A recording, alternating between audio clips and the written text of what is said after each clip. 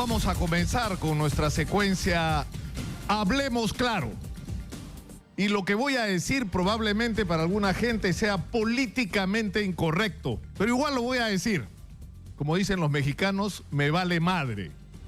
A ver, explíquenme cómo así terminamos con que el caso Lava Jato se reducía a Keiko Fujimori. Y por supuesto que Keiko Fujimori tiene que dar explicaciones. ¿Por qué aparece su nombre en el teléfono del señor Marcelo Oderga aumentar 500? ¿Recibió o no recibió plata para su campaña? ¿Quién tiene la respuesta? El señor Jorge Barata, que ahorita habla. Y si se confirma, porque lo que Barata tiene no son solo dichos, sino documentos, ¿no? Sino documentos. Va a tener que pagar por ello. Pero ese es el centro del caso Lava Jato. El que una candidata que perdió las elecciones de repente recibió $500,000, por lo cual debería ser castigada, insisto. Como dicen los mexicanos nuevamente, no mamen. No mamen. O sea, se ha creado una red de corrupción de la gente que estuvo en el gobierno, donde están involucrados alcaldes, gobernadores regionales, ministros, funcionarios de proinversión, funcionarios de otros niveles, de comités. Se han tomado montones de decisiones para crear una situación en la cual el objetivo era decidir qué obras hacer, cómo sobrevalorarlas y cómo robarle al país. Y por eso tienen que responder los que estuvieron en el gobierno. Parece un chiste esto. O sea, el centro de la atención, Keiko Fujimori, insisto, por si acaso, está bien, ¿no? Que Keiko Fujimori responda por lo que tenga que responder, y si tiene que ir presa por eso, pues merecido se lo tendrá, porque no debió recibir $1 si es que esto ocurrió de parte de Odebrecht. Pero lo que nos interesa saber, más allá de eso y además de eso, es qué pasó con los miles de millones de dólares que se gastaron en obras públicas a través de un sistema perverso de corrupción. Eso es lo que queremos saber, y esa información queremos saberla ahora.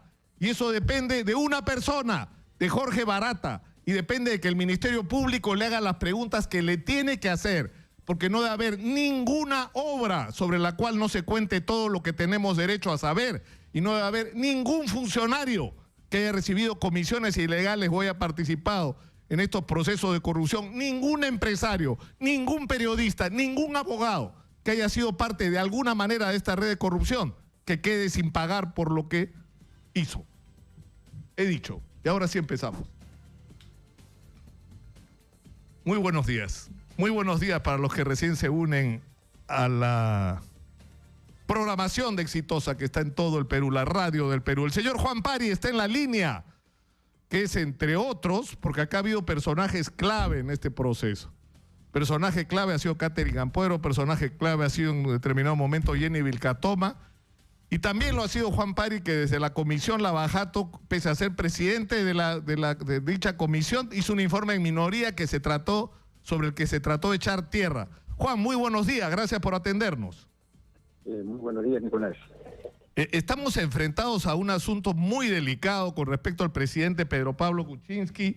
Yo tengo en la mano el tweet que tú has lanzado, donde dices que el presidente no solo asesoró a Odebrecht, como ya reconoció, ¿no?, sino para el proyecto este H2O, o para la empresa o el consorcio H2O para Olmos, sino que tú dices que fue nombrado como miembro del directorio, como director de COSAPI el año 96, y que al año siguiente se formó un consorcio, Bechtel, COSAPI, Odebrecht.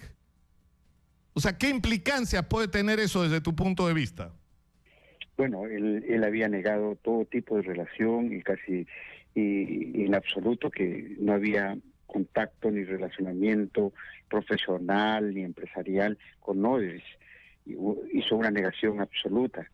Y entonces ahí se le trató de responder: un momento, usted sí se relacionó con Odebrecht, que no es delito, al final de cuentas, para hacer un consorcio en ese momento, obviamente lo podía hacer. Lo que sí es curioso es de que ha ido negando y ahora reconociendo una consultoría a H2 Olmos, que en el fondo fue el ropaje o el nombre que asumió Odebrecht directamente para ejecutar el proyecto Olmos en Lambayeque, ¿no? Ahora, ¿cuál es digamos, en la investigación que tú pudiste avanzar, Juan, se logró establecer vínculos entre Pedro Pablo Kuczynski y Odebrecht a través de, entre otras, la empresa First Capital? Ahora, Pedro Pablo Kuczynski no termina de hablar claro sobre su vínculo con First Capital. Bueno, tratar de negar de que no tiene nada que ver con Sepúlveda creo que también es una mentira universal. Estuvo en el palco presidencial, en el palco familiar cuando él juramentó en el Congreso. No cualquiera está en el palco familiar, en primer lugar. Tiene que haber una relación muy, muy cercana. Segundo, no cualquiera comparte una misma oficina, en una misma dirección, en un mismo departamento, y eso en Miami, Florida. Ahí funcionan como 4 empresas vinculadas con Pedro Pablo Kuczynski y una que es la dirección de First Capital Partners, donde también he hecho público en un Twitter que está el registro de la señora Denise, que es agente de First Capital, y ahí está la partida y está en la misma dirección. No habrá letrero afuera, no habrá etiqueta afuera, no habrá placa afuera, pero las direcciones legales son las mismas. Y obviamente si comparten la misma dirección, el mismo escenario, ¿para qué negar? Lo que llama la atención es que el señor Pedro Pablo Kuczynski negando, y van apareciendo información, porque no él explica al país. Creo que eso es lo más normal y lo moral que debería asumir él. Mira, esto ocurrió, se dieron estas circunstancias, y si no hubo nada ilegal, no hubo nada ilegal, pero hay que explicar, no mandarlo simplemente un Twitter o hacer un mensaje ajustado aprovechando la situación del fútbol, o hacer una entrevista y casi con prompter, ¿no? Ahora, tratemos de resumir lo que pasó para tratar de entender este tema de los vínculos. Por ejemplo, en el caso de Olmos, ¿no? El presidente ha reconocido que tiene una relación con esta empresa, con Odebrecht, en relación al proyecto H2O de Olmos, pero cuando él ya no estaba en el gobierno, ¿no es cierto? Y también ha hablado de la relación con el proyecto Chaquia, ¿no es cierto? Como otra de las empresas, porque está, ¿no es cierto?, asociada también de alguna manera a Odebrecht, pero lo que no se entiende es por qué en el reporte que se presentó ante la Comisión Lavajato y que fue publicada en la revista Caretas la semana pasada, en el registro de actividades de First Capital aparece una asesoría al gobierno cuando Pedro Pablo Kuczynski, a Odebrecht, o sea, Odebrecht necesitaba $100 millones para avanzar el proyecto Odebrecht, para avanzar el proyecto Olmos, y se requerían esos $100 millones que había que conseguirlos con financiamiento público. Y quien se supone que consigue ese financiamiento público es Pedro Pablo Kuczynski, que era ministro de Economía. Entonces, la pregunta es si ya desde ese momento había un vínculo entre Pedro Pablo Kuczynski y First Capital y por lo tanto con Odebrecht. En el reporte presentado por el señor Dahmer hay un crédito de $600 millones dado en diciembre de 2006, o sea, 6 meses después de haber concluido la gestión del señor Toledo o la gestión del premier Pedro Pablo Kuczynski. Se ha revisado documentación y es totalmente cierto, ha habido un crédito en el 2006, un crédito basado en una garantía denominados certificados de reconocimiento de avance de obra, que en el fondo son garantías que da el Estado para que la empresa logre apalanquear los recursos. Apalanqueó $600 millones a Merrill Lynch. Merrill Lynch es una empresa vinculada al mercado de capitales. Este tipo de certificados fueron creados con participación del Estado, la empresa y la CAF, la Cooperación Andina de Fomento. este tipo de certificados no se han generado en esos 6 meses. Ese tipo de certificados se generaron ya desde la firma del contrato y la cosa, porque desde ahí empieza a establecerse este tipo de garantías y se viene trabajando ese tipo de garantías. O sea, ese es un tema que es importante aclarar. Yo no estoy diciendo que se hizo, pero es un tema que hay que aclararlo. Hay que decir en qué circunstancias, en qué momentos el señor Kuczynski tuvo participación en este proceso que se realizó ya en diciembre. ¿Se gestó cuándo? ¿Se gestó en los últimos 6 meses en el gobierno de Alan García o se gestó ya dentro del proceso y se realizó en el fines de 2006? Ese es un tema, por ejemplo, sumamente delicado y es importante que las investigaciones y el Ministerio Público y el propio Kuczynski lo aclaren, porque se está tratando aquí de garantías que da y otorga el Estado peruano, garantías que se convierten en una especie de activo transable en el mercado internacional, un activo transable que puede ser inclusive diluible en el mercado de capitales. ¿Por qué puede pasar que otro tercero o cuarta persona pueda comprar esos certificados y después cobrar al Estado? Entonces son temas sumamente delicados. Claro, porque yo tengo, Juan, acá en la mano, que me lo ha alcanzado Tito Albites, nuestro director, de la ley 28670, que declara necesidad pública e interés nacional diversos proyectos de inversión. Y el más importante de todos es el de Olmos, porque además está lo del mantenimiento del Plan de Acción de Infraestructura Sudamericana, el IRSA, o sea, los IRSA, ¿no es cierto?, los tramos viales del IRSA, o sea, el IRSA Norte, el IRSA Sur, o sea, se ratifica la declaración de proyectos de interés nacional, pero se incluye en la lista a Olmos. Esto era toda una operación, ¿no es cierto?, todo un sistema que ya se había diseñado con la interoceánica originalmente. O sea, primero lo declaras de interés nacional el año 2004, ¿no es cierto? Y luego, ¿no? Pero en este caso, en lo de Olmos ya, cuando él era presidente del Consejo de Ministros, Pedro Pablo Kuczynski hace que Olmos se declare proyecto de interés nacional. Y una vez más, vale la pregunta, ¿ya tenía en esa época una relación con Odebrecht o no? Es una pregunta que responderá el propio Kuczynski. Lo concreto es que sí hubo crédito y palanqueado para Odebrecht, utilizando la relación con la Cooperación Andina de Fomento, y hubo otro crédito para Olmos que se le dio al Estado de 77 millones de dólares. O sea, son 2 créditos, uno para el Estado, el Estado se endeuda para que Olmos funcione y se incorpore como parte de la estructura de inversiones, y hay otro crédito donde el Estado garantiza a Odebrecht para que palanquee dinero también de la Cooperación Andina de Fomento. Ahora, la pregunta es, ¿el señor Kuczynski participó en la estructuración de ese crédito financiero?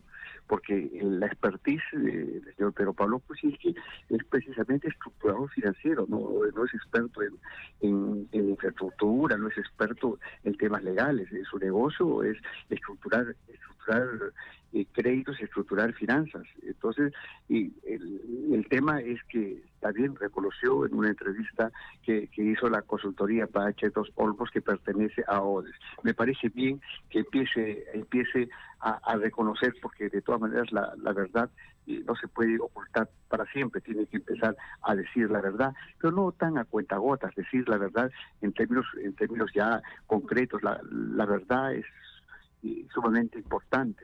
La mentira genera dudas, genera prejuicios, genera un montón de situaciones, más aún si estamos hablando del presidente de la República y de lo que se denomina dentro de su marco el primer ciudadano de su país.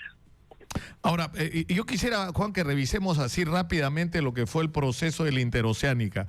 El 29 de abril del 2004 se declara de interés nacional la construcción del proyecto Corredor Vial Interoceánico Perú-Brasil.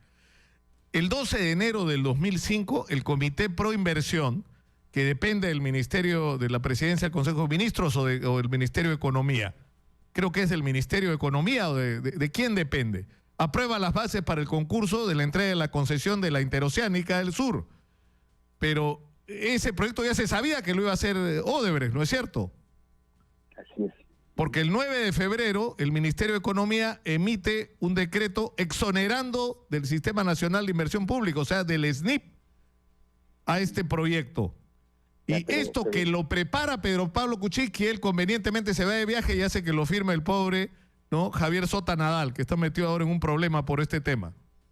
Claro, lo que hay que analizar es que de dónde se genera esta exoneración del SNIP. Esta exoneración del SNIP se genera en Proinversión, y el presidente de Proinversión era Pedro Pablo Kuczynski en ese entonces. Ahora, esta exoneración, ¿qué cosa es lo que supone en términos prácticos? Que está liberado de una serie de requisitos, de expedientes técnicos, ¿no es cierto? Claro, o sea, no es posible que megaproyectos, proyectos tan importantes en términos de monto y en términos de objetivo, tengan que hacer el salto de la rocha a un sistema nacional de inversiones. Cualquier obra pequeña, a un alcalde lo ahorcan si es que pide o hace un intento de exonerar el sistema nacional de inversiones. Y proyectos que involucran millones y millones de dólares y que no sea analizado en su conjunto y que pase de 810 millones a más de 4.500 millones de dólares, ya es una... Claro, porque, o sea, para seguir la secuencia, ¿no? En febrero, el 9 de febrero, el Ministerio de Economía dice no lleve SNIP, y otra vez más es Pedro Pablo Kuczynski el que está atrás. El 23 de junio, Proinversión le otorga la buena pro al consorcio Conirsa, que era encabezado por Odebrecht, Gigraña y Montero. Y el valor que se le da a la obra es de 892 millones de dólares, que como tú dices, ha terminado costando más de 4.000, ¿no es cierto? El comité estuvo integrado por Sergio Bravo Orellana, Patrick Berkeley Méndez y Alberto Paz Cofón, que también tendrían que responder por estas decisiones, ¿no es cierto? Porque es una cadena de decisiones todas en la misma dirección, ¿no? Claro, es una cadena de decisiones, pero sin embargo el único que sale supuestamente complicado en esa decisión y que conllevó a la recepción de una coima solamente fue Toledo. El tema es cómo esto baja en el nivel de decisiones y de responsabilidades, porque este tipo de proyectos no solamente funciona porque Toledo lo diga, funciona porque los ministros y las decisiones legales que se toman y las decisiones técnicas que se toman en el proceso. Pero por eso no tiene sentido que tú digas Odebrecht le pagó por lo menos 20 millones de dólares a Alejandro Toledo por recibir la obra de la Interoceánica, ¿no es cierto? Y no tiene ningún tipo de sanción las personas que ejecutaron esa decisión, ¿no? O sea, porque si tú estás pagando por eso, las personas que ejecutan, y acá tendrían que responder Sergio Bravo, Patrick Berkeley y Alberto Paz Cofón. Dicho sea paso, Alberto Paz Cofón es directivo de Enfoca, la empresa que administra, entre otras muchas empresas, Latina, ¿no? Un canal de televisión de los más importantes de ese país. Ahora, lo sorprendente es que ese mismo día que este comité, y nadie entiende cómo lo hizo, por lo que les dice Genaro Matute, que en esa época era el Contralor, le dice, un momentito, ni Graña y Montero, ni Odebrecht pueden contratar con el Estado porque tienen juicios con el Estado.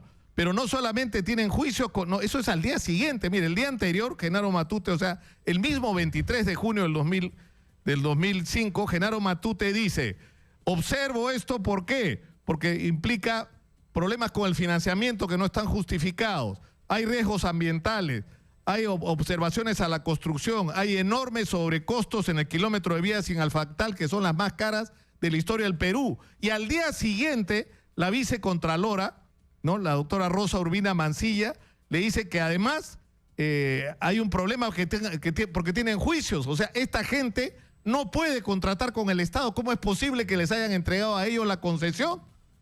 ¿No? Es decir, estaban avisados, sabían lo que estaba pasando y igual lo llevaron adelante.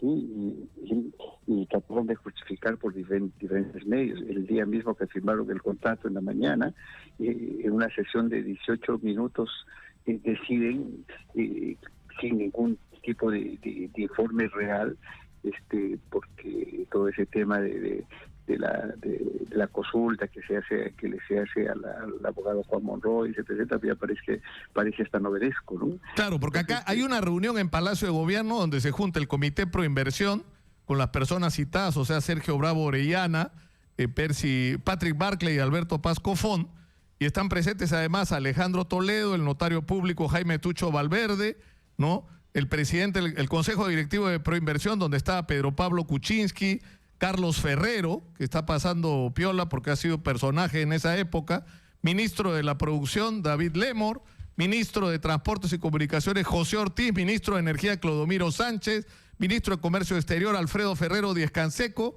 el director ejecutivo de Proinversión René Cornejo y la jefa de gabinete de asesores, la señora Cecilia Blume. El problema es que a las 10:04 de la mañana llegó el oficio de la Contraloría, ¿no?, diciendo que esto no podía proceder porque tenían un conflicto con el Estado. Entonces consultan con el estudio Monroy, y el estudio Monroy, y eso parece broma, consultado a esa hora de la mañana, 3 horas después ya estaba entregando un informe que tiene no sé cuántas páginas, diciendo que estaban usando otras personas jurídicas, o sea que sí procedía, ¿no? En 18 minutos. En 18 minutos se trasladaron, después del traslado a Palacio de Gobierno, y toman la decisión. Y una decisión que siguió siendo observada por Contraloría. Eso no se dice, casi no se dice, ¿no? Entonces, y es por eso que se ven obligados en enero del 2009 sacar una ley que se hizo en menos de 24 horas. O sea, desde la entrega de la ley firmada por un congresista, pero todo parece indicar de que esa ley fue propuesta del Ejecutivo. Señor Marcial Poma, presidente del Congreso en ese entonces, lo reconoce, está en el relatorio de esa comisión permanente en el Congreso, dice: esta propuesta viene del Ejecutivo. Está textual ahí la intervención del señor Marcial Aipoma, presidente del Congreso en ese entonces. Pero se aprueba en menos de 24 horas. No solamente se aprueba, se firma en la tarde, porque la aprobación fue en la mañana, y al día siguiente ya estaba publicado. Está publicado. Entonces, una ley que simplemente hacía posible, ya en términos de ley, de que las empresas que estaban con conflictos con el Estado sí podían contratar con el Claro, lo que queda absolutamente claro es que si Alejandro Toledo tiene orden de captura por haber recibido por lo menos $20 millones por esto, ¿no es cierto? No solo él es responsable. No solo él es responsable. Incluso puede haber gente que no ha recibido dinero, pero que ha actuado claramente en contra del interés del Estado. ¿No es verdad? Es decir, se ha coludido para tomar una serie de decisiones que perjudican el interés del Estado y que significan un perjuicio para la nación. El abanico tiene que abrirse. No, porque eso es decir, ya lo tenemos a Toledo, recibió 20 millones y ahí se acabó el tema. No, eso sería extender un manto de impunidad a un montón de gente que sí trabajó bajo ese elemento. ¿Recibió o no recibió coimas? Será un tema a investigar. Si ya saldrán las cuentas, ya aparecerá. Pero la parte de la contraprestación, la parte del beneficio que tuvo Odebrecht con todas esas acciones está totalmente clara, ¿no? Yo le agradezco muchísimo a Juan Pari, excongresista y expresidente de la fenecida Comisión Lavajato en el régimen anterior. Muchas gracias, Juan, por atendernos como siempre. Ya, muchas gracias. Muy gentil. La cosa de locos es, fíjense ustedes, en el caso del tren están presos todos, o están acusados o presos todos los que están abajo, ¿no es cierto? ¿No? En la línea 2 del metro. Pero los de arriba no se les toca porque se supone que no sabían nada. Léase Alan García. En el caso de la interrupción, que es al revés. O sea, Alejandro Toledo está prófugo de la justicia en los Estados Unidos y todos los que están abajo, todos los que en el caso equivalente del Metro 2 están presos o procesados. O sea, ¿cómo es posible que haya ese nivel de contradicción en el manejo de las cosas?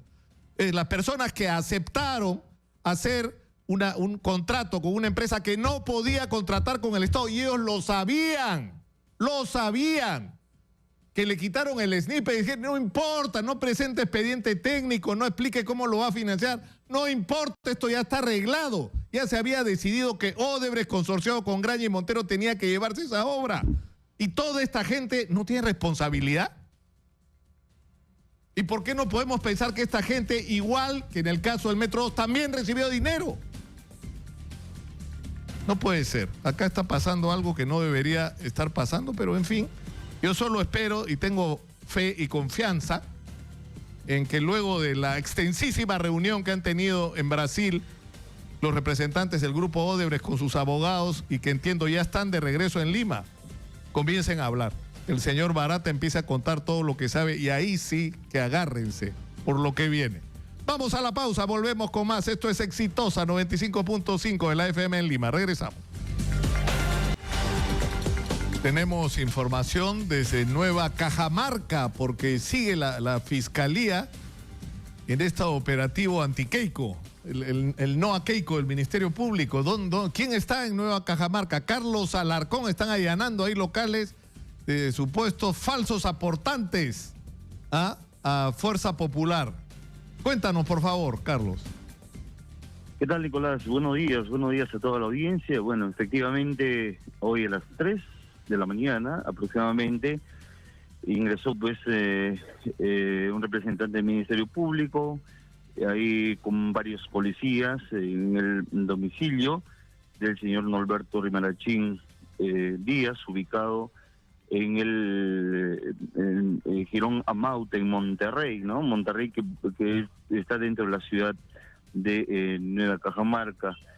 Y bueno, esta noticia ha sorprendido a todo el mundo aquí, toda vez que se trata de un personaje público. Don Norberto Rimarachín Díaz ha sido alcalde de Nueva Cajamarca en el año 99 al 2002 por la agrupación Vamos Vecinos, en ese momento una agrupación fujimorista también.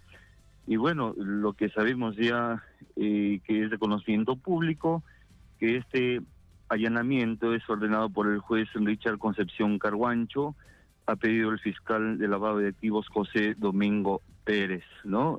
Nosotros tratábamos de conversar con alguno de sus familiares, señor Guzmán Rimarachín, quien se mostraba hermético frente a esta situación. Dijo, simplemente esto nos sorprende, y no dio más en declaraciones. Ahí en la vivienda se puede observar a uno de los familiares, Johnny Rimarachín, que es sobrino de Norberto Rimarachín Díaz.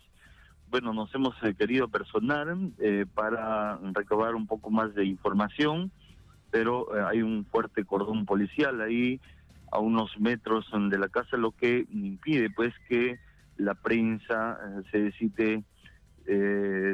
dirija pues al mismo lugar de la vivienda. Es a unos 15 metros que podemos observar ahí una camioneta del Ministerio Público al frontis de la vivienda, que es una vivienda que tiene puerta de madera y que también gran parte de la construcción en lo alto se ve que está en proceso de construcción el inmueble. Bueno, después de esto ya se sabrá más cuál va a ser el resultado de las investigaciones y el camino que debe correr, ¿no? Don Norberto Rimarachín, a raíz de estas investigaciones que se le están haciendo actualmente. El citado líder fujimorista aquí en Nueva Cajamarca, quien participó también en las últimas elecciones del 2014, quedando en tercer puesto, actualmente labora en el gobierno regional de San Martín, dentro del periodo del gobernador regional Víctor Noriega Reati, quien es gobernador pues por las filas también del fujimorismo. Eso es lo que le podíamos comentar a esta hora del día. También se está haciendo un allanamiento a la vivienda de el señor Ítalo Ulises Pachas Quiñones. ¿Qué pasó? Perdimos la conexión con Carlos. Bueno, esto es lo que está pasando en Nueva Cajamarca, ¿no? Y estamos en el centro de la atención. Ya, pónganse en el peor de los casos para los fujimoristas. Ya, hay información falsa sobre la campaña, sobre los fondos recaudados, y Keiko recibió plata de Odebrecht para su campaña el año 2011. Perfecto, que vaya presa. Eso no le va a resolver el problema a los otros, ¿ah? No le va a resolver a nosotros, eso no a los demás. Es decir, eso no va a salvar a PPK de las respuestas que debe dar, eso no va a salvar a Alan García, eso no va a salvar a nadie. En todo caso, la incluirá en el paquete, pero de salvar a los otros los va a salvar. Y, en fin, vamos a abrir un poco el espectro, porque está con nosotros el ingeniero Carlos Herrera Descalzi, ministro de Energía y Minas, y Aurelio Ochoa, expresidente de Petro Perú, y ambos especialistas y conocedores del tema, que además los dos han estado emitiendo opiniones sobre el tema de las tarifas eléctricas. Bienvenidos, muy buenos días. Muy buenos días, gracias por la invitación. A mí me llamó la atención el otro día una entrevista que vi en el canal del Estado. Conversaban, ¿no?, sobre el tema de esta situación absurda donde tenemos una construcción del precio de la energía y una estructuración de las tarifas donde digamos, el precio de la energía es cada vez menor, ¿no es cierto?, porque tenemos más producción de la que estamos utilizando, pero el precio de la energía es cada vez mayor para el usuario. Es decir, que nosotros nos estamos viendo perjudicados por cómo se construye y se compone la tarifa. Pero además hay una manipulación del establecimiento del precio de la energía en el Perú que está prácticamente destruyendo Electroperú, que es en la que pagan los platos rotos y es la de que dependen los jubilados, ¿no? Sí, hay algo quizás bastante de todo esto. O sea, el sector eléctrico tiene una base conceptual bastante rígida, bastante sensata, sobre el cual se edificó a partir del año 92 en base a la Ley de Concesiones Eléctricas. Y esta base conceptual se ha ido cambiando en algunos casos arbitrariamente y ha traído toda una serie de construcciones adicionales y las consecuencias son esas, ¿no? O sea, ¿qué sucede en estos momentos? Tenemos un equipamiento mucho mayor que el que necesitamos. Para ponerle cifras, grosso modo, cifras redondas, tenemos instalados unos 12.000 megawatts y la máxima demanda 6.600 megawatts. Es decir, lo que quedaría de reserva sería muchísimo. Dentro de esa reserva hay reserva eficiente y hay reserva no eficiente. La reserva, la cantidad de energía eficiente que hay son como 7.500 megawatts. Y el crecimiento que hemos tenido, estamos experimentando un crecimiento muy bajo. Como que el hecho de la detención de los proyectos mineros, la no aparición de nuevos proyectos mineros, que son los grandes consumidores, ha hecho que la tasa de crecimiento en este año sea particularmente baja. Entonces, nos hace pensar que lo que tenemos hoy día instalado puede durar hasta el 2021, hasta el 2025, hasta el 2030, según la velocidad a la que crezcamos. Todo eso hace que haya una sobreoferta de generación de la producción. Y por ello ha habido una guerra de precios y los precios han descendido prácticamente a precios de costo. Sin embargo, el consumidor eléctrico no solamente paga la producción de la energía, sino también paga la transmisión y paga la distribución. La distribución no está bien atendida en el país. Las tarifas no le son suficientes a la distribución. Y en la transmisión se ha ido cargando costos que son del sistema y costos ajenos. Y por ahí es que viene la... Claro, porque en determinado momento nosotros hemos estado pagando, por ejemplo, por el gasoducto del sur, que no existe, ¿no es cierto? Hemos estado pagando por una obra que finalmente a estas alturas no se sabe si va a ir o no va a ir. Pero además yo he encontrado una lista increíble: FICE, confiabilidad de la cadena de suministro, capacidad de generación, compensación de seguridad de suministro, prima RER, costo variable de la operación. O sea, es impresionante la cantidad de cargos y el sistema secundario. Y el tema de la energía alternativa, de la eólica, que también es subsidiada por el consumidor domiciliario. Exactamente, sí. Esa es la RER, ¿no es cierto? Sí. O sea, nosotros los usuarios domiciliarios terminamos pagándolo todo. Ahora, la comparación que usted hacía, ingeniero, el otro día era impresionante. De cuánto es lo que pagamos nosotros los usuarios domiciliarios y cuánto es lo que paga, por ejemplo, una minera tan grande como la Sauder. Claro, y yo el año pasado hice otra comparación, ¿no? Me sorprendí porque tomé mi recibo de energía eléctrica y dividí los soles que me costaba entre los kilowatts hora que consumía. Y saqué y estaba pagando $180 el megawatt hora.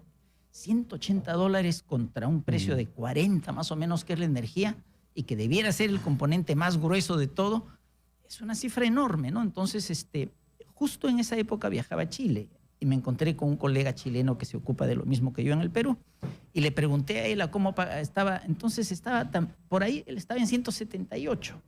Es decir, Perú, teniendo energía mucho más barata que Chile, hace que el consumidor final peruano y chileno paguen más o menos lo mismo, que son cifras bastante altas. Se entienden en el caso chileno.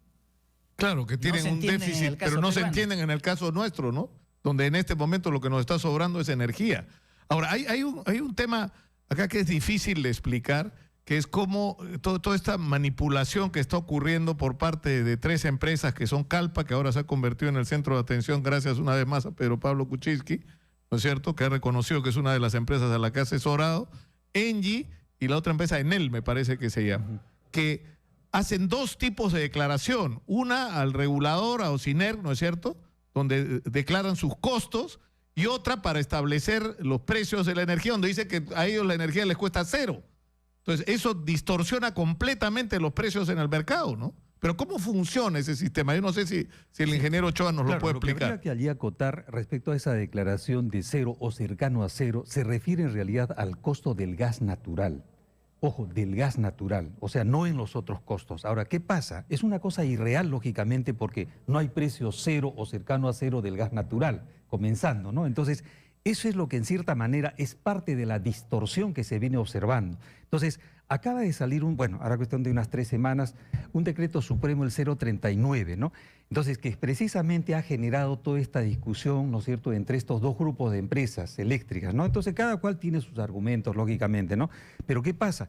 Lo que nosotros no podemos admitir, digamos, es algo irreal, puesto de que hay un precio del gas natural en el Perú. Entonces, no es 0 y menos cercano a 0, ¿no? Entonces, eso, por ejemplo, es lo que viene distorsionando. Entonces, lo que pretende el ministerio y que ha generado esta controversia con un grupo de empresas, no quiero mencionar las cuales, entonces, ¿qué pasa? En que, digamos, ha puesto sobre el tapete y ha suspendido hasta el 31 de diciembre, ¿no es cierto?, de este año. Es decir, ha suspendido, no es que ha anulado todavía, porque están preparando una normativa que van a tratar de corregir algunas distorsiones, entre las cuales el precio del gas, ¿no es cierto?, que lógicamente no puede seguir bajo esa batuta, digamos, del costo 0 o cercano a 0. Entonces, ese decreto 039 ha generado, como decíamos, la protesta de un grupo y más bien el aplauso de otro, ¿no? Entonces, hay esa situación. Pero los analistas, la mayor parte de los analistas, pues sugieren, los especialistas sugieren y dicen, oye, más bien al contrario, eso está bien. Y es el comienzo quizá para poder corregir las distorsiones que se vienen produciendo. Ahora, ¿por qué es que se han producido estas distorsiones? Por eso decía, ambos grupos tienen algo de razón.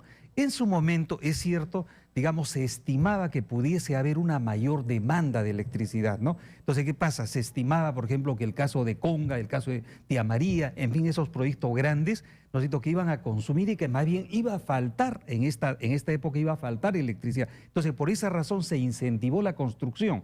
Entonces, con la mejor intención en su momento, pero eso no ha ocurrido. Entonces, ahora hay una distorsión que Carlos justamente señaló, que tenemos instalados 12.000 megawatts y tenemos, por otro lado, tenemos solamente un consumo de 6.5. Entonces, digamos... Pero además se han generado en el camino otras distorsiones, ¿no? Por ejemplo, me explicaban el otro día tratando de entender, porque es muy enrevesado todo. Es complejo. O sea, por ejemplo, en Chaquia se hace una hidroeléctrica, ¿no es cierto? Pero se establece una legislación de protección, que yo no entiendo por qué, según la cual Electroperú le tiene que comprar creo que son $60, ¿no es cierto?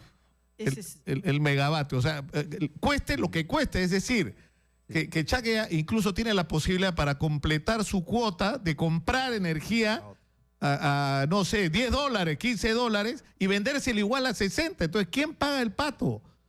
Electroperú.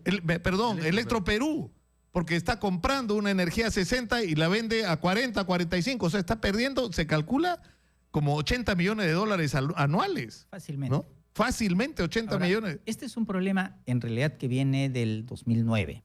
Y viene del 2009 porque se quiso incentivar la construcción de centrales hidroeléctricas. Lo más difícil para la construcción de una central hidroeléctrica es conseguir los contratos de compra futura de esa futura energía, para con esos contratos uno logra obtener el financiamiento.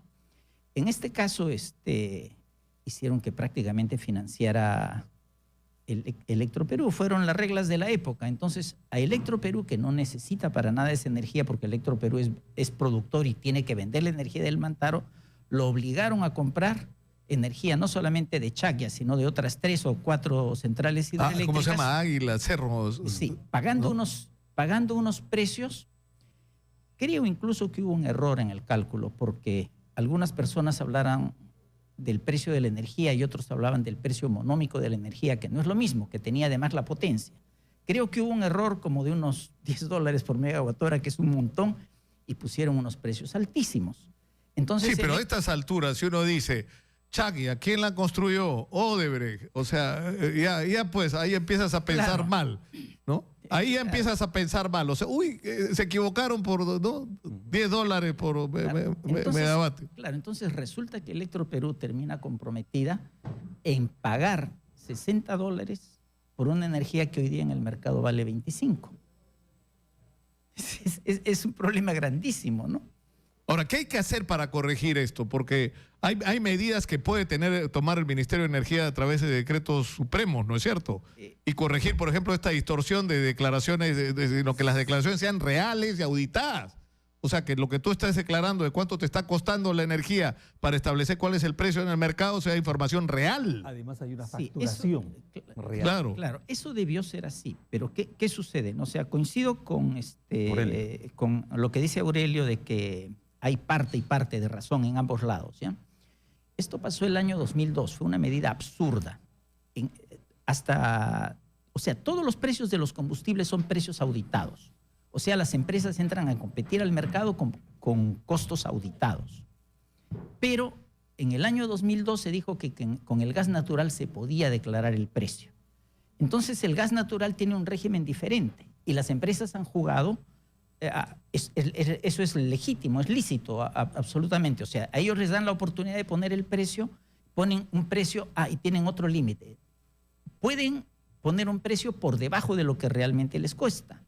Y por eso algunas de ellas lo que hacen es ponen a cero para que sus plantas sean despachadas. Si ellas ponen Porque se ponen en primer lugar, son las primeras que ponen la energía. Pasan a la primera fila para ser despachadas. Entonces, hay 2 mercados de compra, ¿ya? El sistema les compra. Como dicen que vale 0, les paga 0. Pero ellas recompran a 0 y se lo venden a un cliente. El que tiene cliente puede salvar la dificultad. El que no tiene cliente está muerto. Claro, y ahí es donde se produce el conflicto con las distribuidoras. ¿Por qué? Porque las distribuidoras tienen los regulados, que somos los domiciliarios, y los famosos clientes libres. Es decir, esos que pueden comprarle directamente. Así es. Entonces, ¿qué es lo que hace esta gente? O sea, compra ¿a cuánto? A 5 y le vende a 25. Entonces, por eso es que los clientes libres, dentro de los cuales están las mineras, las grandes empresas, están pagando en este momento una energía mucho más barata. Pero escandalosamente más barata. Pero ahí debería funcionar el mercado en todo caso, ¿no? Claro. ¿Por qué no? Porque el Estado ha intervenido muchísimo en todo este proceso. O sea, muchas de las obras que se han hecho no se han hecho por voluntad del mercado. Hay casos que han salido por voluntad del mercado, pero hay otros que han salido por incentivos que ha dado el Estado. Entonces, el Estado, al dar más allá de lo que debería y cargar al consumidor. Claro, pero por ejemplo, yo soy usuario como casi todos, o la mitad, o sea, porque estamos entre Luz del Sur y Electro... ¿no? Sí, en Lima somos o de Luz del Sur o de Edel Norte. O el Norte. Ya. Si yo le comprara directamente la energía de Luz del Sur o Edel Norte, ¿cuánto pagaría? No hay forma de comprársela directamente. Pigmeos de ese claro, pues, pero digamos... Cada una tiene más o menos 1,5 millones de clientes. Un cliente sobre 1,5 millones y no somos los más grandes porque... No, de acuerdo, pero pongámonos en ese caso así absolutamente ficticio. O sea, pagaríamos la mitad de lo que estamos pagando. Y quizá menos. Sí. Y quizá menos, pero eso es lo que no tiene sentido. Pagan las mineras en este momento. Eso es lo que no tiene sentido. Pero bueno, ¿tenemos tiempo de recibir un par de llamadas, señora Magariño? 2. A ver, adelante, por favor. Estamos en el 467-4499-251-9422. Adelante, escuchamos. Nicolás, Lucas, buenos días. Habla acá Martín de Huacho. Adelante. Don Nicolás, yo creo que algo abusivo que nadie ha hablado sobre el tema es sobre el tema de GNB.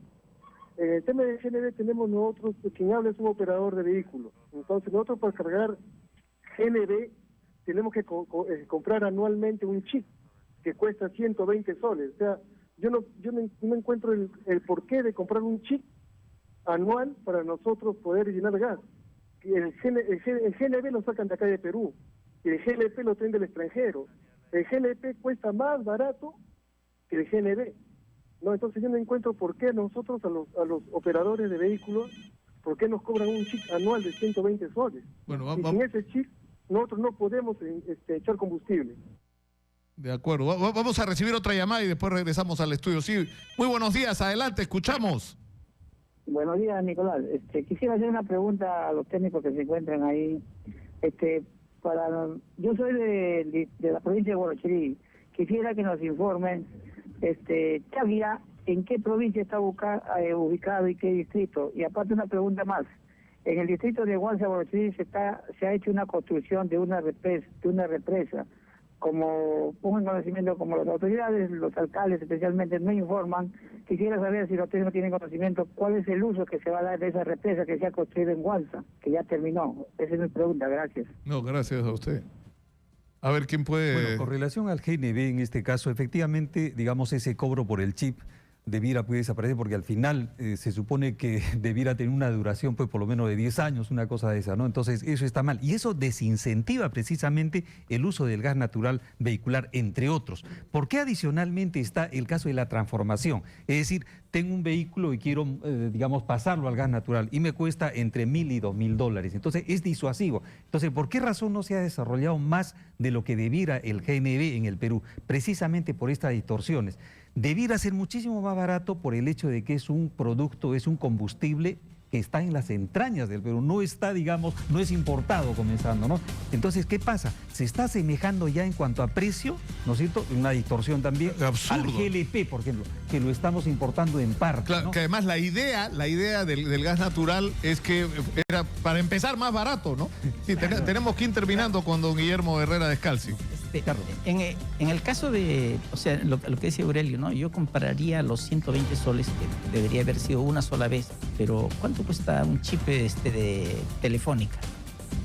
5 soles. O menos. ¿Cómo van a cobrar? Un sol, creo, un ¿Cómo sol van a cobrar 50. 120 soles por eso y cambiarlo todos los años. Me parece que ese es un abuso terrible, ¿no? La pregunta sobre el ámbito de Cálida es todo el departamento de Lima y la provincia constitucional del Callao.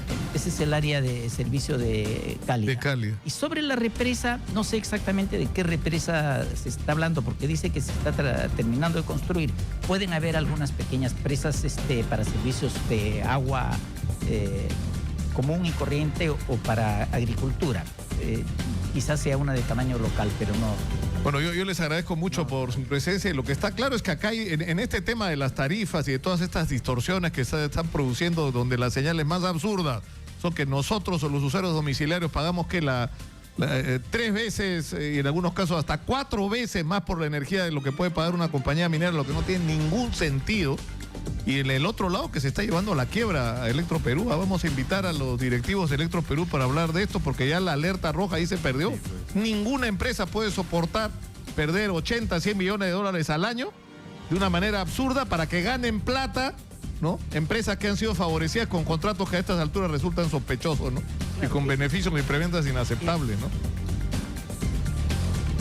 Alguien obligar a la empresa a que compre pan más caro de lo que cuesta realmente en el mercado. Y la propiedad de Electroperú, ojo, no es del Estado peruano, es de los pensionistas. De los jubilados, por supuesto. De los jubilados, en consecuencia. Recibo menos, voy a dar menos a los ancianos.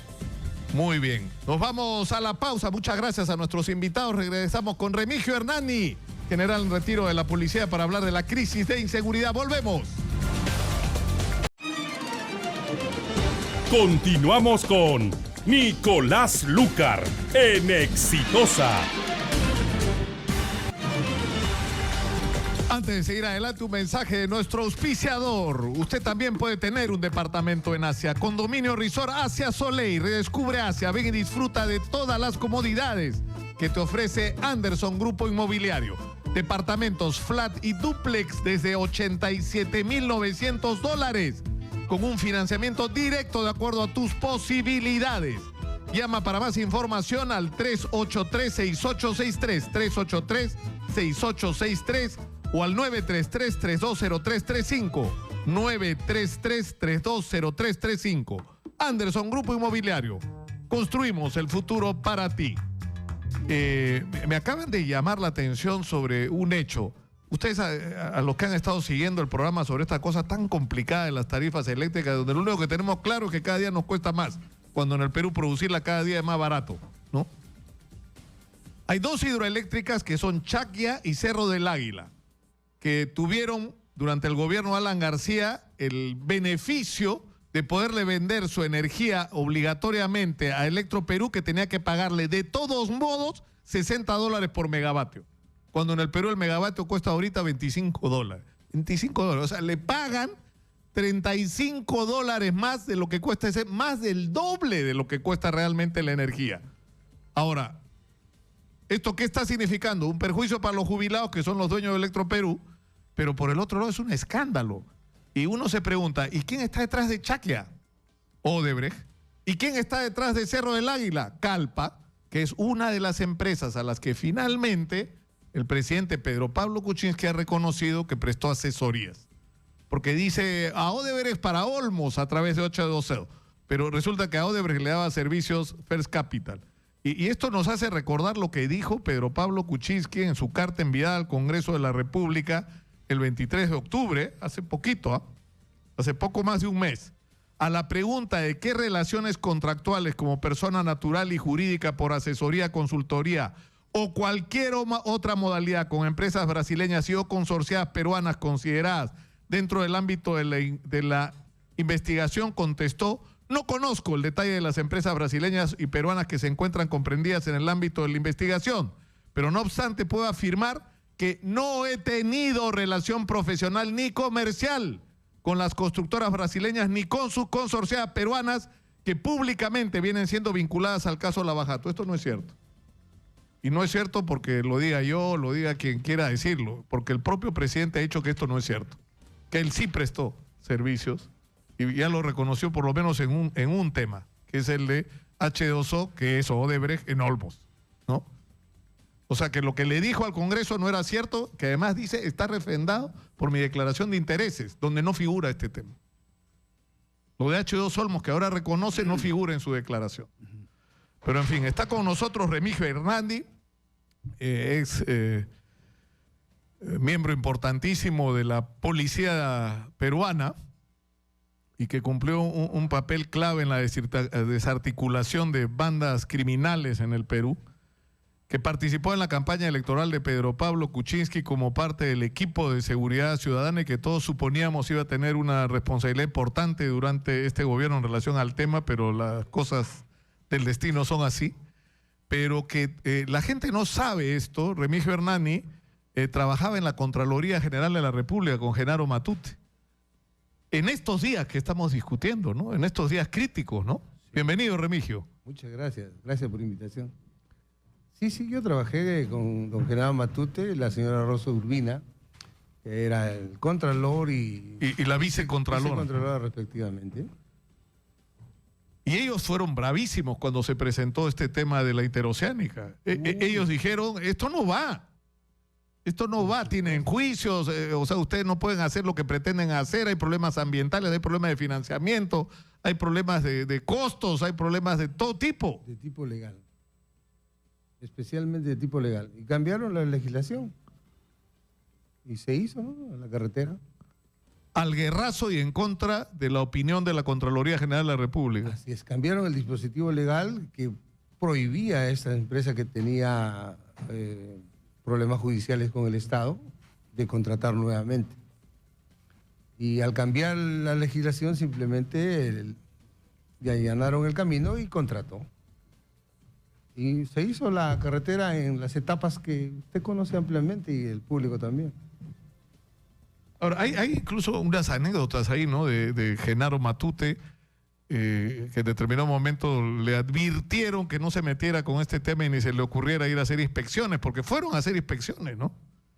Y la fue a hacer personalmente Genaro Matute, que en paz descanse. Le informaron de que el terrorismo estaba sumamente caliente en esa zona. Y yo, que era el gerente de seguridad de la Contraloría, le dije que no, y que en todo caso yo podía viajar anticipadamente para ver el ambiente y que él pueda, con sus técnicos, viajar 2 o 3 días después para que hagan las inspecciones y las verificaciones que crean conveniente. Y así se hizo. Viajé antes, verifiqué que no había terrorismo como se hizo creer, y que finalmente ellos recorrimos toda la carretera, ¿no? Y se vio y se hizo lo que se tenía que hacer. O sea, inspeccionar la calidad y una serie de observaciones que tenían que hacer, porque eso es natural en la Contraloría, ¿no? Ahora, qué increíble, ¿no? O sea, a estas alturas nos enteramos que la Contraloría había objetado no solamente en el punto de que había un conflicto de intereses porque estaba las dos empresas, ni siquiera una, Odebrecht y Grey Montero, tenían procesos judiciales abiertos con el Estado. O sea, estaban impedidas de contratar con el Estado y se zurraron en eso. Pero además había montones de observaciones, ¿no? Claro, presentó un oficio, lo llevó la señora Rosa Urbina, donde explicaba ampliamente este tema, que era imposible de acuerdo a la ley que contraten. Sin embargo, allanaron, cambiaron la legislación. Increíble. Ahora, invitamos a Remigio, yendo a nuestro tema, que es la inseguridad, para hablar sobre estos dos mundos en los que vivimos. Según el ministro Carlos Basombrío y su viceministro Rubén Vargas, vivimos en el mejor de los mundos, ¿no es cierto? Estamos derrotando a la delincuencia, pero la sensación de los ciudadanos es la contraria. Y esto ha llegado al extremo de que el general José Bahía Malca, jefe de la Dirección de Investigación Criminal, él mismo fue fue víctima de los delincuentes. 3 ladrones ingresaron a su departamento ubicado en Surco y se llevaron joyas, dinero, o sea, se llevaron de todo. Y algo parecido, entiendo, le pasó también al general Quetín Vidal, que le robaron la oficina, ¿no? Yo lo he estado llamando para confirmar este hecho, entiendo que también es cierto, ¿no? Es que es muy lamentable que nuestro país tenga el ministro y viceministros que tenemos, ¿no? La administración del Ministerio Interior es totalmente deficiente. Sé que al presidente de la República lo asesora el señor Gino Costa, y le dice que lo mejor que puede pasar es que esté el señor Basombrío, que esté el señor Rubén Vargas, que se cree detective, que esté el señor Valdés, que esté el señor Carrión Zavala en Seguridad Ciudadana. Es decir, una serie de personajes que no conocen absolutamente nada del tema. Y vemos el avance tan fuerte de la delincuencia, que se han atrevido a robar la casa del jefe de la DIRINCRI, o sea, del Director Nacional de Investigación Criminal. A cualquiera nos pueden robar, pero que roben la casa del jefe de la DIRINCRI. Si ni siquiera el jefe de investigación criminal está a salvo de la delincuencia. Ni siquiera él, es la vergüenza del señor Basombrío.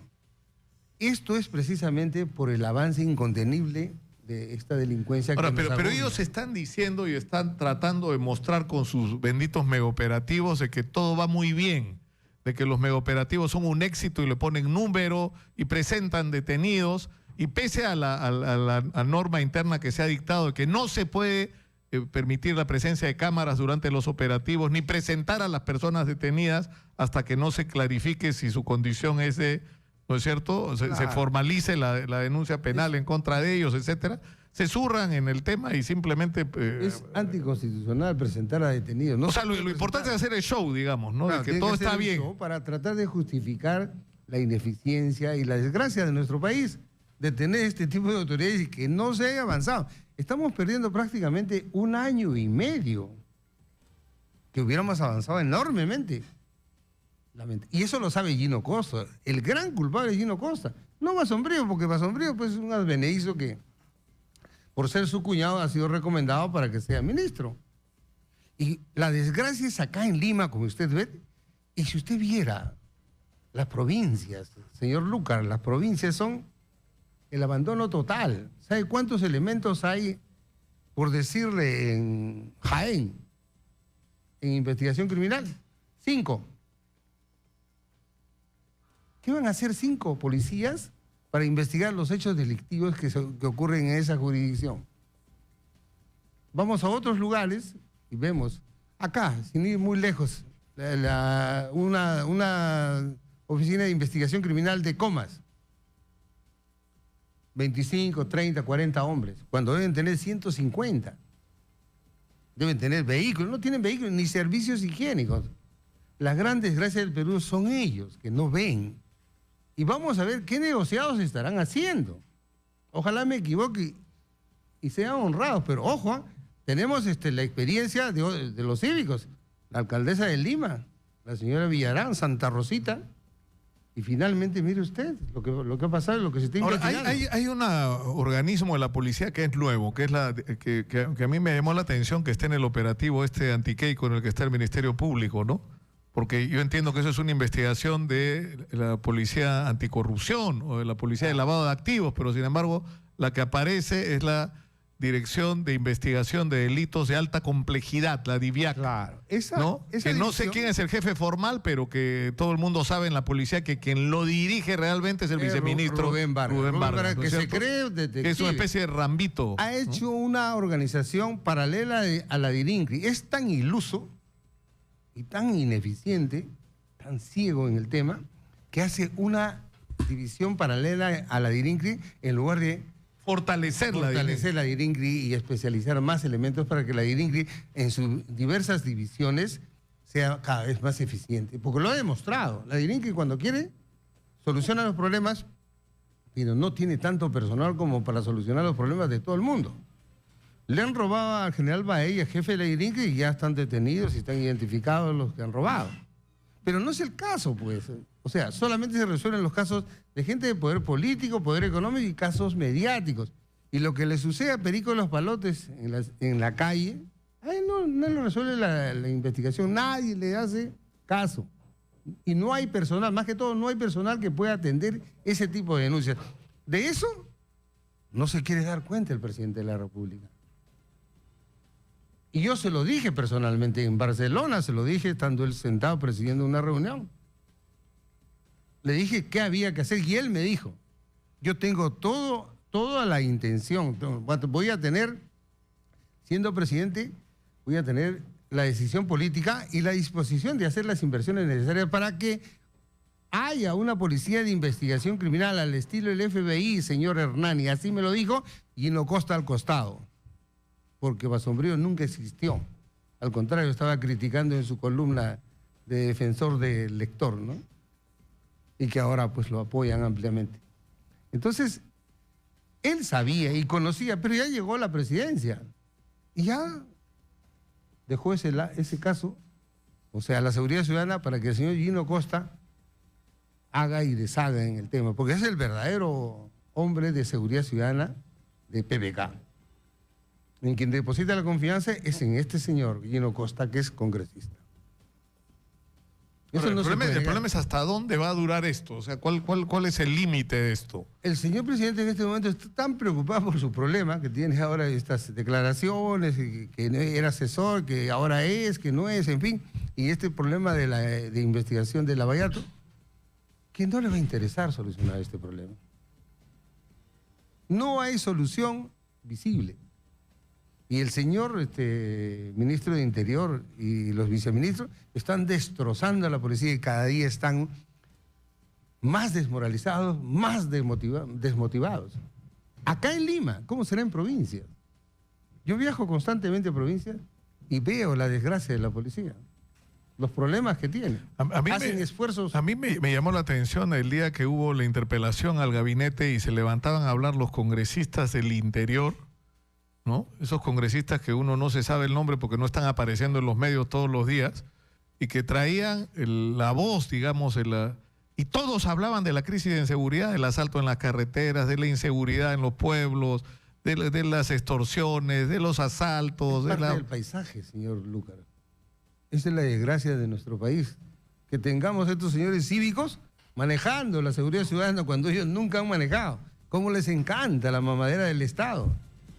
Y después que se acabe esta mamadera del Estado y salgan ellos del poder, harán pues con sus ONG No, porque hay una ONG que es la que está manejando el Ministerio del Interior, que es esta que publica Inforregión, ¿no es cierto? Claro, ellos manejan. Y después esas se vuelven consultoras de las grandes mineras, hacen artículos muy críticos por diversas razones y después son contratados. Bueno, porque para toda esta hacer gente participó en el consultoría. proceso de Chaqui, ha dicho ese paso, ¿no?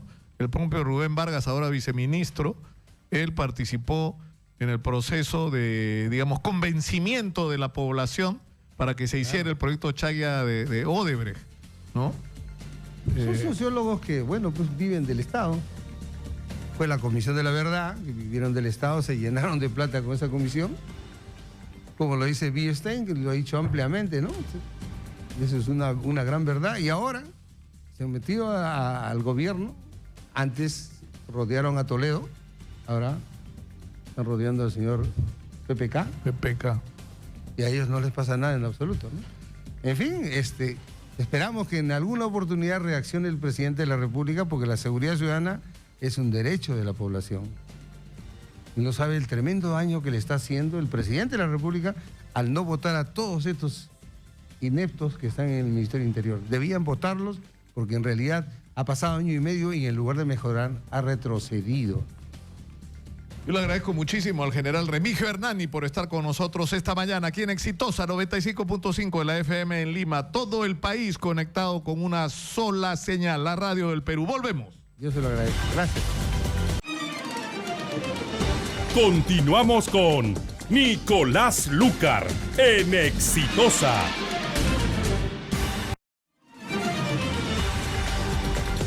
Antes de seguir adelante, una mención de nuestro auspiciador, Condominio Resort Asia Soleil. Redescubre Asia. Ven y disfruta de todas las comodidades que te ofrece Anderson, grupo inmobiliario, departamentos flat y dúplex desde $87,900, con financiamiento de acuerdo a tus posibilidades, así como lo escuchas. Si quieres más información, puedes llamar al 383-6863. 383-6863 o al 933-320335. Repito, 933-320335. Tú también puedes tener un departamento en Asia. Anderson Grupo Inmobiliario. Construimos el futuro para ti. Hay una información importante y agárrense porque Exitosa no solamente está creciendo como un fenómeno radial, como parte de esta corporación universal, con Caribeña y La Calle, sino que a partir, y tenemos una señal en televisión digital terrestre, que es una señal que además ha sido parte de algunas de las empresas de cable, pero va a ocurrir un hecho muy importante a partir del 18 de diciembre. Si usted es usuario de Movistar, si usted tiene el cable de Movistar en su casa, usted pone el canal 11 y a partir del 18 nos va a ver a nosotros y vamos a estar ahí. O sea que agárrense porque esto recién empieza. Esto recién empieza. ¿Ah? Si incomodábamos a alguna gente, ahora se va a incomodar más, pero bien incomodados que están. Porque vamos a seguir exigiendo lo que estamos exigiendo, por ejemplo, en el caso Lava Jato. O sea que la verdad se sepa sobre todos. Todos, ¿ah? Si la señora Keiko recibió plata para su campaña, que se acredite, se pruebe y que reciba el castigo que merece. Que los señores constructores que se asociaron con Graña, con Odebrecht, respondan por lo que hicieron en la interoceánica, pero no solo en la interoceánica, porque Odebrecht no hizo solo la interoceánica. Hicieron un montón, toda la obra pública está atravesada por la corrupción, toda. O sea, toda la vida nacional está atravesada por la corrupción. En la reconstrucción ya estamos sospechando de hechos de corrupción, ¿no? O sea, ya están circulando rumores sobre, o sea, si realmente las personas que están recogiendo el material están recibiendo todo el dinero por el recojo de ese material, ¿no? O si están teniendo que comisionar por eso. Es una barbaridad. Y estamos viviéndolo eso hoy. Acaba de ocurrir la denuncia esta contra el alcalde de Villa María del Triunfo, Ángel Ignacio Chilingano Villanueva, que tiene dos procesos además, porque es increíble. Uno por un audio, un video en el que se le ve conversando con un empresario y donde dice cosas gravísimas.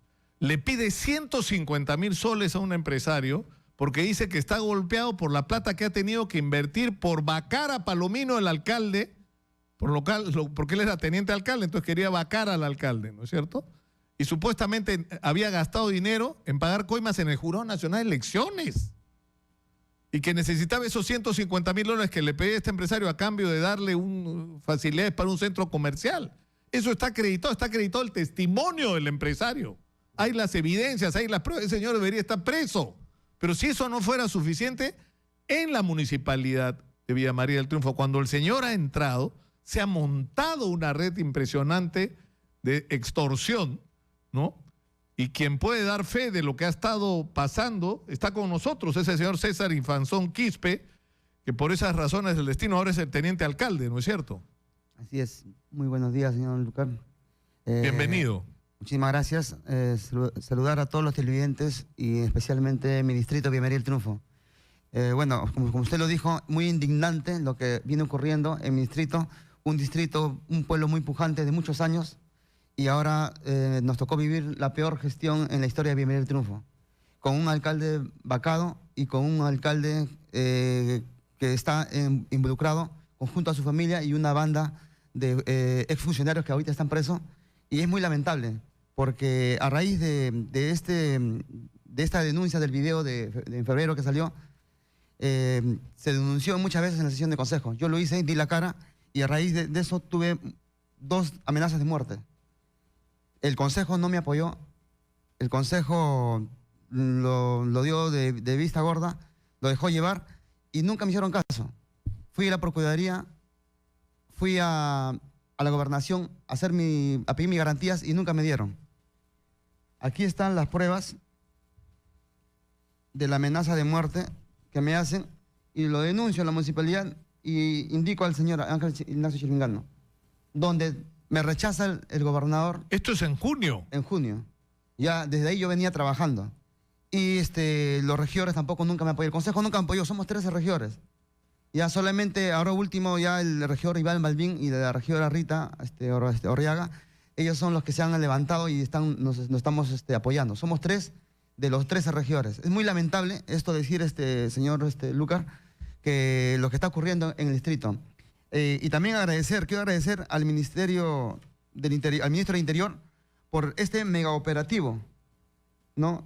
Cazador del grupo Los Topos, donde prácticamente fue una sorpresa para el distrito de Villa María del Triunfo, donde se detectó al hermano, a funcionarios y a trabajadores municipales. Incluso en la denuncia está un ex trabajador de la Fiscalía, donde tenía contacto directamente con el hermano Elsen Chilingano, que está preso.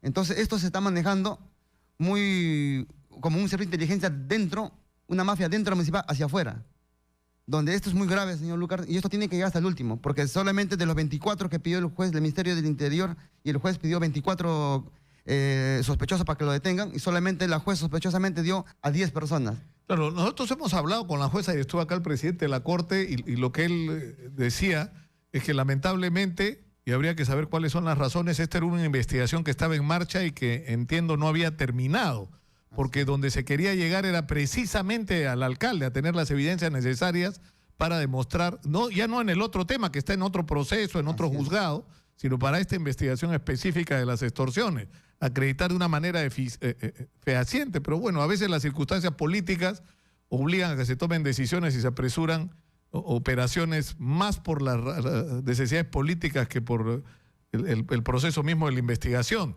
Pero yo creo que es una cuestión de tiempo, que la información que se ha incautado va a ser útil para eso, y entiendo también que van a ocurrir, como en otros casos, confesiones de gente que ha sido parte de estas operaciones, y es más, de gente que ha sido víctima y que ha tenido miedo de denunciar, ¿no es cierto? Porque esto es un sistema increíble de extorsión, ¿no? O sea, para hacer casi cualquier cosa en Villa María del Triunfo había que pagar. A raíz de esta denuncia, de esta bomba en Villa María del Triunfo, han salido cientos de vecinos a denunciar. No, como usted lo dijo, no denunciaban porque tenían miedo. Habían amenazas, extorsiones. Entonces los vecinos indignados no sabían qué hacer. Ahora, cuando fue la prensa, del día del mega operativo, salieron un montón de vecinos, más de 100 vecinos que salieron a hacer sus denuncias con documentos en mano. Y también a mi despacho llegó muchas denuncias. Esperemos que el ministro y los fiscales tomen acciones. Y también ya ayer me llegó del Jurado Nacional de Elecciones de fecha 6 del 12 de 2017, del Jurado Nacional de Elecciones denunció ante la Fiscalía a Ángel Chilingano por caso del video. ¿No? Tan pronto recibió información de estos hechos del municipio de Bienvenido al Triunfo. O sea, ¿cuándo denunció esto el Jurado Nacional de Elecciones? Ahí está con la fecha del 7, del 6 del 7 de este mes. A raíz de la denuncia del megaoperativo. O sea, también recién se ponen las pilas también el jurado. Entonces hay que hacer un llamado también al jurado que se pongan las pilas por el bien del pueblo villamariano. Porque el pueblo villamariano está cansado de tanta corrupción desde muchos años. Y no hay avance, hay mucha pobreza. O sea, acá dice que el Jurado Nacional de Elecciones presentó una denuncia con respecto a este tema. Así es. Así es. Ahora, porque esto es un asunto, no es la primera vez que se escucha que, es decir, y esto es una cosa que debería interesar en primer lugar al propio Jurado Nacional de Elecciones. Así es. ¿No es cierto? Que en todo este tema de las vacancias, ¿no? Que hay montones de procesos de vacancia en marcha, hay gente que sostiene ser intermediario para que con el pago de un dinero uno pueda obtener una vacancia, o lo contrario, es decir, si uno quiere que no lo vaquen, también hay intermediarios que supuestamente ofrecen estos servicios, y esto es algo que tendría que aclararse, pero hace rato, ¿no? Así es, pero sospechosamente no se ha aclarado. Mira, ahora cuando sale esto a la luz de una banda organizada, recién el jurado también sale información. Ahora, ¿y cuál es la situación en el municipio? Porque la cosa es decir, ¿quién en el municipio de las autoridades más importantes y de los miembros del Consejo no está involucrado? O sea, se vacó a Palomino, de ahí entró este señor con su hermano y obviamente ya no va a estar en condiciones de seguir adelante y va a tener que ser vacado también, ¿no?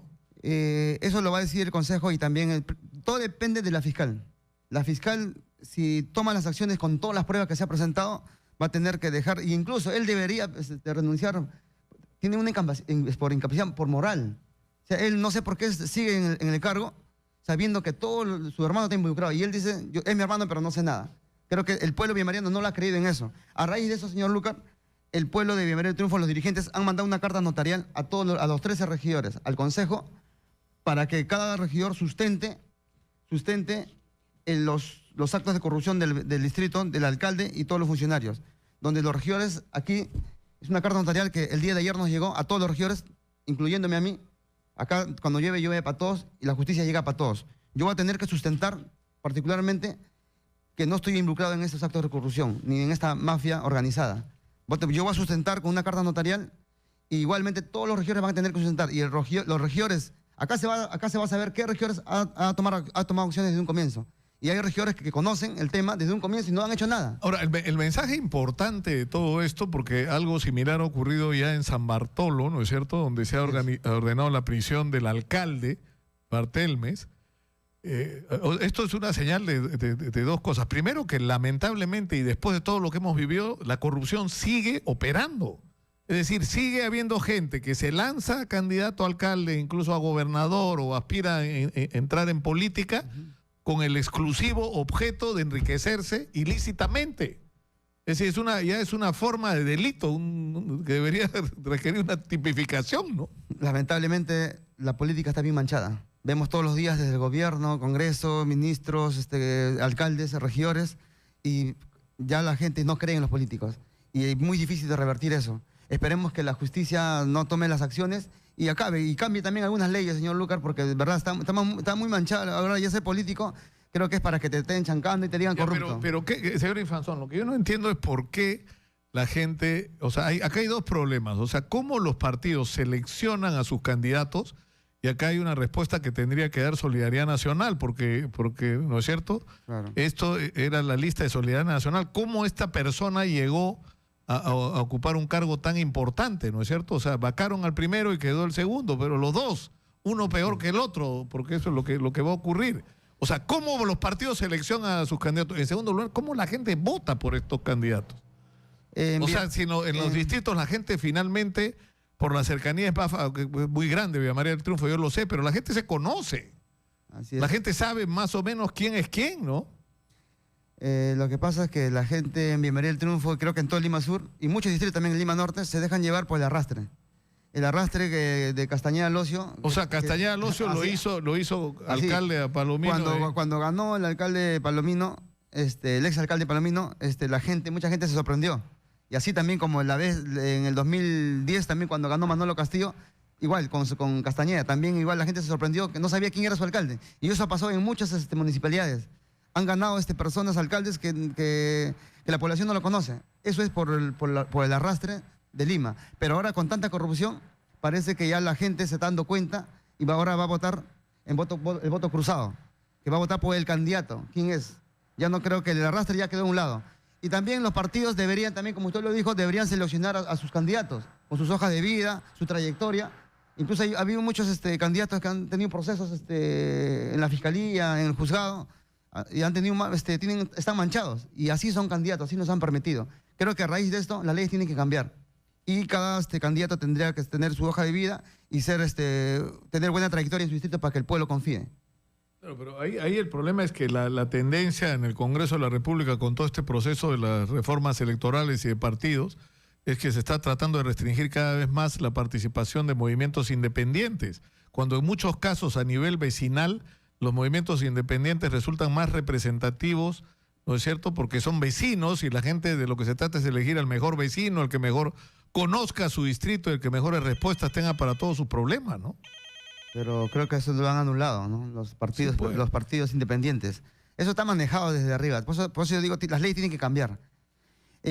Bueno, señor Lucar, esto es lo último. El día de ayer,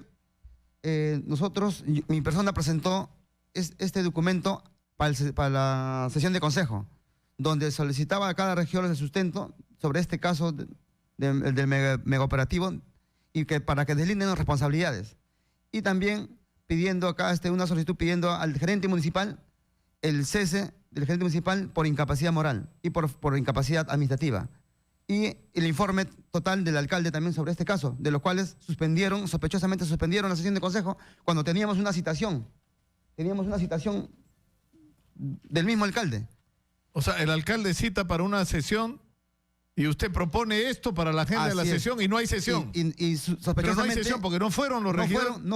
Sospechosamente no fue el alcalde, ni su gerente, ni su asesor jurídico, ni 10 regidores de los 13.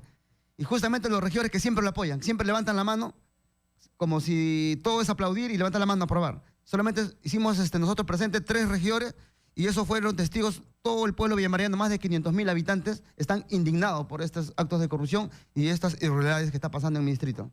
Yo le agradezco mucho al señor César Infanzón Quispe, teniente alcalde de Villa María del Triunfo, que como ustedes han escuchado no tiene nada que ver con esta especie de organización criminal que se había apoderado de este municipio y que lamentablemente no solo está ocurriendo en el municipio de Villa María del Triunfo, lamentablemente está ocurriendo en demasiados lugares del país y esto, insisto, nos enfrenta a quiénes son los que deciden que estos sean los candidatos y esto traslada la responsabilidad parcialmente a los partidos y organizaciones que los han puesto ahí, pero también hay una responsabilidad de los ciudadanos, que tenemos que reflexionar y tomar la decisión con sabiduría sobre a quién vamos a poner y ser exigentes con eso. Tenemos que ejercer nuestra ciudadanía de una manera más responsable, no solamente ir a votar por cualquiera y ahí el problema no es nuestro, por supuesto que es nuestro problema, porque quienes vamos a pagar las consecuencias somos nosotros, los ciudadanos, de las decisiones equivocadas que tomemos. Muchas gracias, señor Infanzón, por estar con nosotros.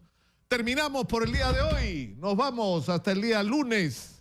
Yo los dejo con el señor Manuel Rosas, que también celebra los feriados trabajando, como tiene que ser. ¿Ah? Como tiene que ser. Me da curiosidad, ¿qué piensa Manuel? El 25 no te pases, pues. Mira, ni me retes, Magariño, que soy capaz, ¿ah? No, ni me retes. Ya, yo me voy. Muy buenas tardes, muchas gracias. Recuerda que también puedes escucharnos en www.exitosanoticias.pe. Hemos presentado Nicolás Lucar en Exitosa.